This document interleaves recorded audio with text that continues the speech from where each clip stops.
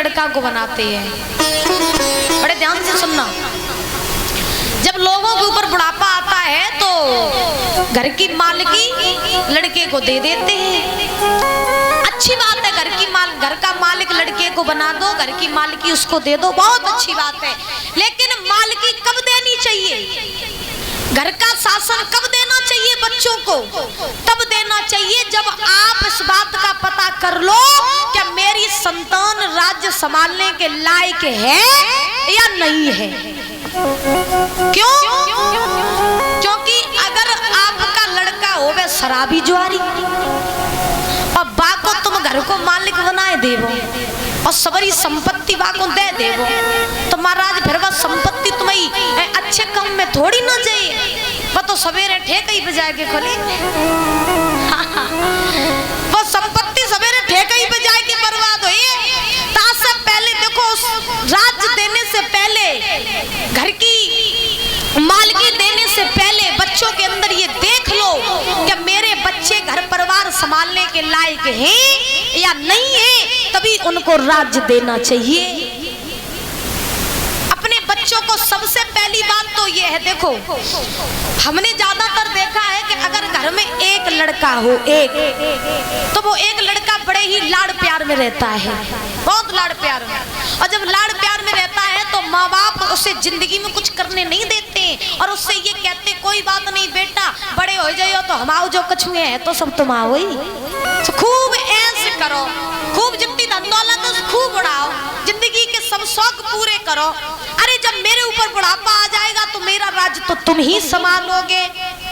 लेकिन ध्यान रखना, जो माँ बाप ये कहते हैं कि बेटा जो मेरा है वो तुम्हारा है, ये माँ बाप की सबसे बड़ी भूल होती है। क्यों? क्योंकि तुम आज हो कल नहीं हो, और अगर तुमने अपने बच्चों को उसके पैरों पर खड़ा न किया तो फिर वो बच्चे फिर बाद में क्या भीख मांगे? बताओ, फिर बाद में क्या भीख मांगेंगे? आपकी जो कमाई हुई संपत्ति है वो तो उसकी है ही, लेकिन उसे इस काबिल बना दो कि जब आपकी संपत्ति खत्म हो जाए तो फिर वो अपने पैरों पर खड़ा होकर के अपनी संपत्ति बनाए, उसे ऐसा बना दो। क्योंकि कहा जाता है कि लगा दे आग पानी में जवानी उसको कहते हैं, लगा दे आग पानी में जवानी उसको कहते हैं, और लुटा दे बाप की दौलत हरामी उसको कहते हैं। जो बाप की दौलत पर ऐश करते हैं, जो बाप की कमाई खाते हैं, ऐसी संतानें कहलाने के लायक नहीं होती, ऐसी संतानें अच्छी नहीं होती। ध्यान रखना, मजा तो तब आता है जिंदगी जीने में। कब? जिंदगी जीने का मजा तो तब आता है जब कमाई अपनी हो और ऐसा आपके माँ बाप कर रहे हो, तब जिंदगी जीने का आनंद आता है। गोविंद भगवान की। लेकिन बाप कमा रहा है और तुम पड़े पड़े खा रहे हो, ऐसा जीवन किसी काम का नहीं। हाँ, आउक महाराज ने उग्रसेन को मथुरा का राजा बनाया। उग्रसेन महाराज आज मथुरा के राजा बने। उनका विवाह हुआ पवन रेखा के साथ। पवन रेखा के साथ विवाह हुआ। पवन रेखा बहुत सुंदर है और महाराज सुंदरता के साथ साथ उसके गुण भी सुंदर हैं। अच्छा, जिसके गुण सुंदर उसका तन सुंदर, और जिसके गुण सुंदर नहीं फिर तन से कितने बुरा बने रही हो, बितवाए तो क्रूप कोई नहीं हुई है। सबसे पहले सुंदरता किसकी बनाओ? गुणों की बनाओ। सबसे सुंदर अपना आचरण बनाओ, सबसे सुंदर अपना चरित्र बनाओ, और जिसका आचरण अच्छा, चरित्र अच्छा, गुण अच्छे, उसकी सारी दुनिया अच्छी। और जिसके चरित्र, गुण और आचरण ही अच्छे नहीं, वो महाराज कभी अच्छा हो ही नहीं सकता है। ध्यान रखना, जिंदगी में हर चीज कमाई जा सकती है। परीक्षित महाराज, पैसा चला जाए दोबारा कमाया जा सकता है, घर मकान टूट के गिर जाए दोबारा बनाया जा सकता है, लेकिन अगर एक बार चरित्र चला गया तो उसे न कमाया जा सकता है, न उसे बनाया जा सकता है। लेकिन आज की दुनिया में तो सबसे ज्यादा व्यापार चरित्र को ही हो रहा महाराज। आज की दुनिया में सबसे ज्यादा बिक्री गुण इसलिए हो रही है क्योंकि दुनिया लोभ लालच में पड़ी है। आज की दुनिया इतनी लालच में पड़ी है कि महाराज लोग एक भी बार अपने चरित्र की तरफ नहीं देखते हैं और महाराज अपने चरित्र का व्यापार करके चले आते हैं। इधर सुंदर वही व्यक्ति होता है जिसके गुण अच्छे होते हैं। बात समझ में आ रही भैया? तो सुंदर क्या बनाओ, क्या बनाओ, बोलो, जोड़ के बोलो, गुड़। अब बहुत से लोग तो अपना उतना ही सुंदर बने हुए में लगे रहा था। हाँ, 4-4 घंटा शीशा के सामने बैठ के मेकअप। अरे भैया, मन में तो कालापन भरा पड़ा हुआ है, आत्मा पूरी तरीके से काली है, मन पूरी तरीके से काला है और चेहरे पे मेकअप कर रहे महाराज। ध्यान रखना, अगर आपको मेकअप ही करना है तो आप अपने मन का कीजिए। और कैसा मेकअप? भक्ति वाला मेकअप, ठीक है? भक्ति का मेकअप करके आप अपने मन को सुंदर कीजिए। अगर आपका मन सुंदर तो आपका तन भी सुंदर। दुनिया वालों के लिए सुंदर ना बनो, क्योंकि दुनिया वाले आपसे तभी तक प्रेम करेंगे जब तक आपका शरीर सुंदर। और शरीर में अगर नेको खरोंच आई गई सोई दुनिया वाले महाराज ठोकर मार के भगाए दे।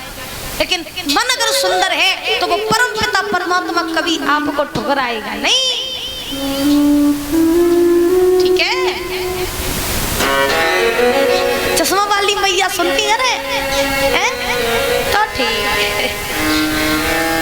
तो महाराज पवन रेखा बड़ी सुंदर है, बहुत पतिव्रता है, बहुत पतिव्रता, अपने पति की हर बात मानती, उग्रसेन से कोई भी बात नहीं छिपाती और उग्रसेन भी अपनी पत्नी पवन रेखा से कोई बात नहीं छिपाती। धीरे धीरे समय व्यतीत हुआ, पवन रेखा ने महाराज गर्भ धारण किया। जब पवन रेखा ने गर्भ धारण किया तो एक समय की बात कि पवन रेखा घूमने के लिए एक बाग में गई। जब परीक्षित महाराज बाग में गई तो बाग में जाने के बाद में कुछ सहेलियां साथ में थी, बाग में जाने लगी लेकिन गई अकेली। उग्रसेन को नहीं ले गई, कुछ सहेलियों को साथ लिया, साथ लेकर के बाग में पहुंची। बाग बहुत सुंदर था, बहुत सुंदर बाग। बाग की सुंदरता देख के पवन रेखा सोचने लगी कि अगर इस बाग में मेरे महाराज उग्रसेन भी होते तो बड़ा अच्छा होता, ऐसे सोचने लगी। अब मैया पवन रेखा उस बाग में घूम ही रही थी, तब तक हुआ ऐसा कि महाराज उसी बाग में द्रुमलिक नाम का राक्षस रहता था। द्रुमलिक नाम का राक्षस। तो उस राक्षस ने पवन रेखा की सुंदरता को देखा और जब उस राक्षस ने पवन रेखा की सुंदरता को देखा, देख करके मोहित हो गया और मन ही मन में सोचने लगा कि अब कुछ भी हो जाए हम इसी पवन रेखा के साथ में छल करेंगे। एक बात बताएं, मनुष्य की सबसे बड़ी कमजोरी एक स्त्री होती है, ये बात मेरी ध्यान रखना। मनुष्य की सबसे बड़ी कमजोरी एक स्त्री होती है, क्योंकि कहा जाता है ना कि मनुष्य अगर अपने पैरों पर खड़ा हो जाए तो उसके पीछे एक स्त्री का ही हाथ होता है, और मनुष्य का अगर विनाश हो जाए तो भी समझ लेना किसी स्त्री का ही हाथ है। क्योंकि स्त्री अगर चाहे तो महाराज गरीब को अमीर बनाए देवे, और स्त्री अगर चाहे तो अमीर से भीख मंगवाए देवे। ये स्त्रियों के लक्षण होते हैं। और एक बात बताएं, नारियों के अंदर भगवान ने पता नहीं ऐसा क्या छुपा दिया है जो इनके सामने बड़े बड़े वीर योद्धा बलधारी घुटने टेक जाते हैं। हाँ, ये बात आज तक किसी ने पता नहीं लगा पाई कि नारियों के अंदर ऐसा क्या छिपा दिया जो बड़े बड़े वीर योद्धा बलधारी घुटने टेक जाते हैं महाराज। और नारियों के भी काफी ऐसे लक्षण होते हैं।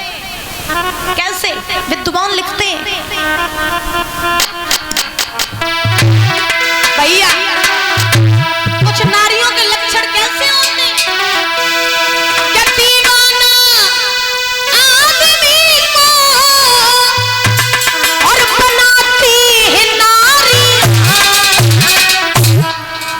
दीवाना आदमी को बनाती है नारियां, लेकिन खुद घूमती है पीछे घुमाती है नारियां।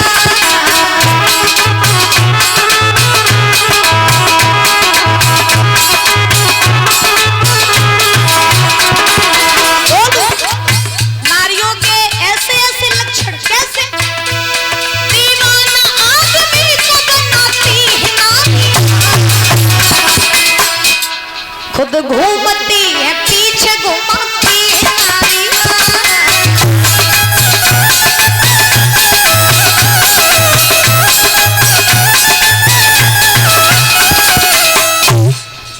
महाराज बहुत सी ऐसी स्त्रियां भी होती हैं कि महाराज अपनी सुंदरता के द्वारा अच्छों को अपना दीवाना बना लेती है, लेकिन मनुष्य की भी कमजोरी स्त्री होती है।